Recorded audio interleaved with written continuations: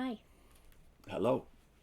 We're finishing off Genesis chapter 24, the story of the wooing of Rebekah to be the grandmother of the chosen nation.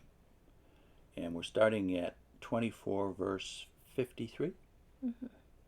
Then the servant brought out jewelry of silver, jewelry of gold, and clothing, and gave them to Rebekah. He also gave precious things to her brother and to her mother. And he and the men who were with him ate and drank and stayed all night. Then they arose in the morning, and he said, "Send me away to my master." But her brother and her mother said, "Let the young woman stay with us for a few days, at least 10. After that she may go." And they said to them, "Do not hinder me, since the Lord has prospered my way. Send me away so that I may go to my master." So they said, "We will call the young woman and ask her personally." Then they called Rebekah and said to her, "Will you go with this man?" And she said, "I will go." So they sent away Rebekah their sister and her nurse and Abraham's servant and his men. And they blessed Rebekah and said to her, "Our sister, may you become the mother of thousands of 10,000s, and may your descendants possess the gates of those who hate them." Then Rebekah and her young women arose and rode on the camels and followed the man. Thus the servant took Rebekah and went his way. Now Isaac had returned from Beer-lahai-roi and was dwelling in the Negev. And Isaac went out to meditate in the field toward evening, and he lifted up his eyes and saw, and behold, there were camels coming. And Rebekah lifted up her eyes, and when she saw Isaac, she dismounted from the camel, and said to the servant, "Who is that man walking in the field to meet us?" The servant said, "It is my master." So she took her veil and covered herself. And the servant told Isaac all the things that he had done. Then Isaac brought her into the tent of Sarah, his mother, and took Rebekah, and she became his wife, and he loved her. So Isaac was comforted after his mother's death. Mm-hmm. I think that, again, the thing that jumps out at me from this longest of Genesis chapters is this illusion we have as witnesses that somehow free will is, God has elevated free will to this independent position. And yet you see over and over again in the book of Genesis how Noah is chosen, and Abraham is chosen, and then Isaac is chosen from among those who come from Abraham, and then Jacob. Rebekah is chosen here. Yeah. And so, is free will an illusion? I would say no. It's definitely there. For instance, when Rebekah is consulted, "Will you go with this man?" "I will go." Mm-hmm. So free will is there, but how free is free will? Yeah. And who is the mastermind who is shaping the destinies of his people by these means? Yeah. So the idea of election and arrange, we think of this as an arranged marriage.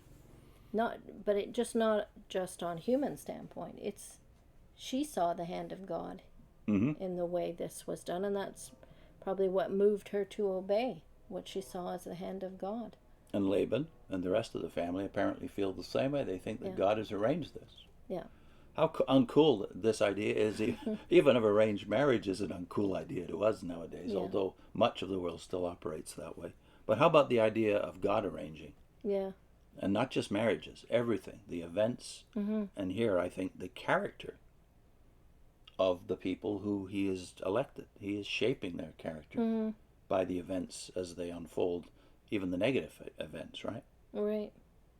But with the Watchtower, they elevate the free will to the point where God isn't in control at all, and he's waiting. He's waiting to see how you react. So he's in time, and he's watching. He's at the mercy of you, really. So poor God, eh? Yeah. Basically, he's got 7.5 billion free agents running around, and he's got to somehow manage it. And he has to just wait and see what they do. But I think about marriage too. There's something said in this passage. At the end, it leaves off by saying that Isaac is comforted. after his mother's death by Rebekah. And the send-off to Rebekah, the blessing that they pronounce is that she becomes the mother of thousands of 10,000s. Well, how many of us think in terms of the purpose of marriage having anything to do with motherhood and comfort? We tend to, I mean, I guess people do think about they want to have children and that's why they get married, but I think it's not even considered a necessity or a normal thing. Now it's well, you might want to have children, but in the biblical times, that was the purpose of marriage. It included things like motherhood, having a family, Well, here a continuation of the line. For generations, obviously, 10,000s and thousands of thousands are not going to come for many, many generations. Yeah. And so that idea that somehow your marriage and the arrangement of it has something to do with distant posterity, that's been removed from our view as well. Now it's just a personal choice. And it's more about romance than. But in Genesis, you're hit by this over and over again, that God is taking the initiative. And it's not just in Genesis, because by the time you get to Exodus, you've got him calling Moses, who is cast off from his original life in Egypt and is content apparently to be a family man, way away from his roots in Egypt. And then God says otherwise. And then you've got, of course, all the way through the Bible, prophets like Jeremiah being called unwillingly. Jonah is another example. And then you've got in the New Testament maybe the most outstanding of all examples of God's initiative, where, I mean, Paul did not volunteer to be the apostle to the Gentiles. Yeah. He didn't even want to be a Christian. So but God had other ideas. What do we think of election? Yeah. I don't think we, with the Watchtower, it's almost the only thing God can elect is a number.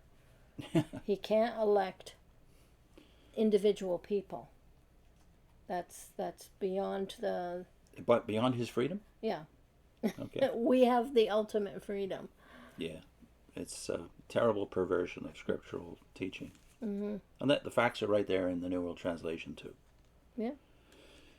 If we want them. Okay, we got 3 quotes, right? Barnhouse, Calvin, and Kidner. Okay, Barnhouse says, "The grace of God is irresistible. When he moves to accomplish his eternal purpose, everything gives way before him. The natural heart must yield, as well as the renewed heart. God moves the natural heart by coercion, force of circumstances, or by punishment. He will move the heart of his own by love, wooing them, and drawing them on to himself. God reaches down in grace to Rebekah, even as he had previously called Abraham alone, and he moves her people to let her go." And there's Calvin on Isaac's personality.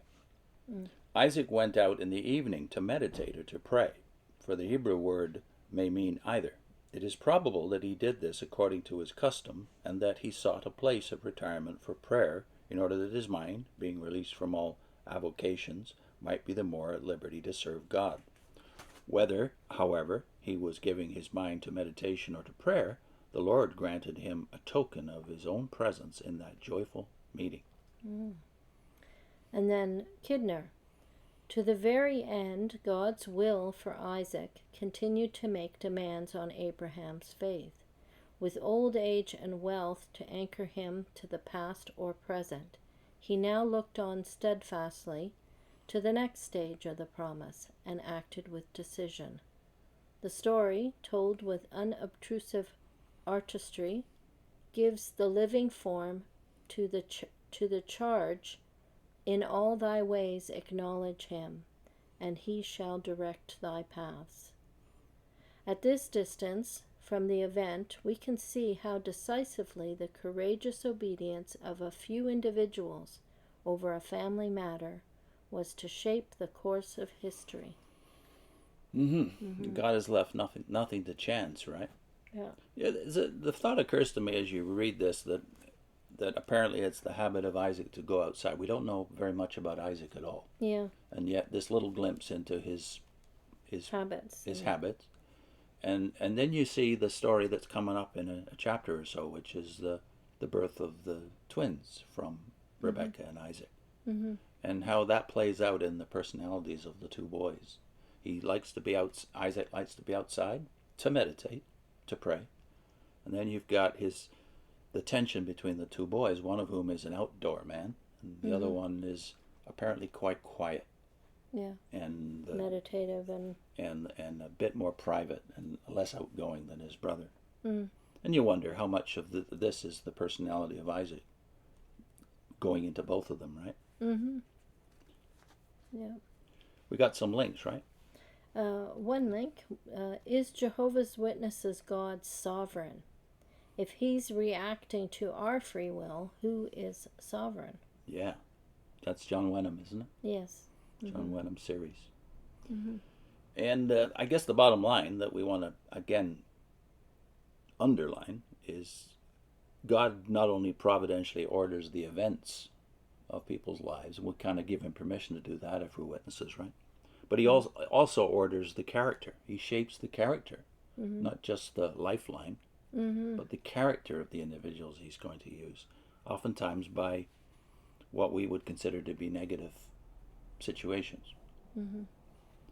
That's a rule that goes right through the Bible, from Abraham, Isaac, and Jacob, right through Moses, right through David, right into the New Testament. The life of Paul, I think, again, is the outstanding example of how God prepared a man. Like Paul says in Galatians, he was set apart from before his birth for what he ultimately became. Yeah. See you next time.